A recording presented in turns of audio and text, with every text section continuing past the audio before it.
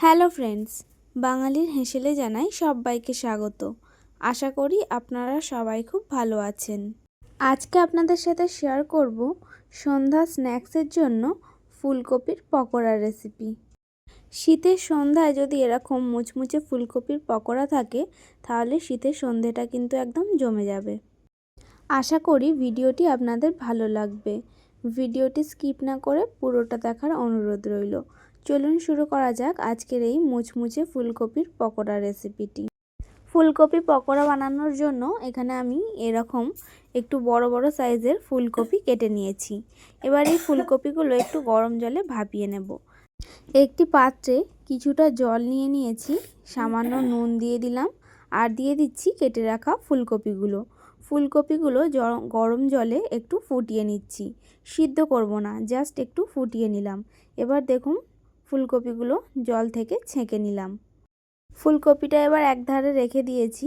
এবারে একটা batter ready করে নেব। এখানে আমি 4 চামচ বেসন নিয়ে নিচ্ছি আর নিচ্ছি 3 চামচ চালের গুঁড়ো। চালের গুঁড়ো দিলে পকোড়াগুলো খুবই মুচমুচে হয়। এবার এর মধ্যে কিছু গুঁড়ো মশলা দিয়ে দিচ্ছি 1/2 চামচ গোলমরিচ গুঁড়ো, 1/2 চামচ ভাজা জিরের গুঁড়ো, 1/2 চামচ হলুদ গুঁড়ো, 1/2 চামচ কাশ্মীরি লঙ্কার গুঁড়ো, স্বাদ মতো নুন আর 1 চামচ আদা রসুন বাটা।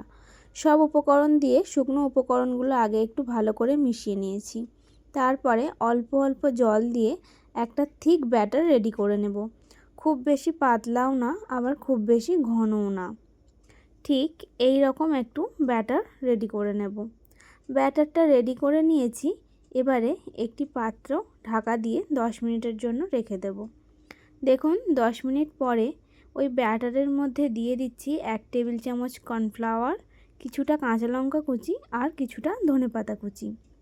সব উপকরণগুলো দিয়ে আবারও ভালো করে মিশিয়ে নিচ্ছি। পকোড়াগুলো ভাজার জন্য কড়াইতে সাদা তেল দিয়ে ভালো করে তেলটা গরম করে নেব। এবারে একটা করে ফুলকপি নিয়ে এইভাবে ব্যাটারটা ভালো করে লাগিয়ে নিয়ে গরম তেলে ছেড়ে দেব।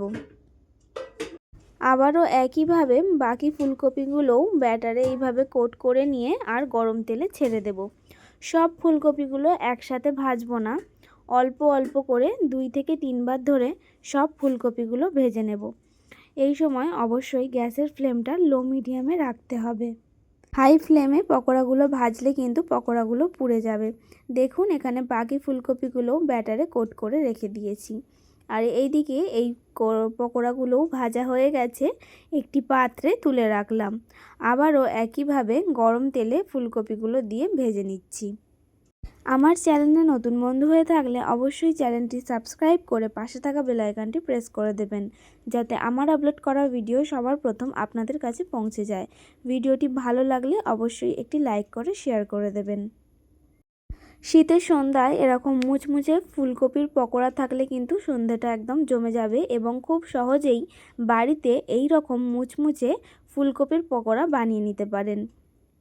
এইভাবে ফুলকপির পকোড়া বানালে খেতে খুব সুন্দর হবে এবং খুবই মুচমুচে হবে পকোড়াগুলো। আশা করি ভিডিওটি আপনাদের ভালো লেগেছে। আপনারাও অবশ্যই এইভাবে বাড়িতে গরম গরম ফুলকপির পকোড়া বানিয়ে পরিবেশন করুন।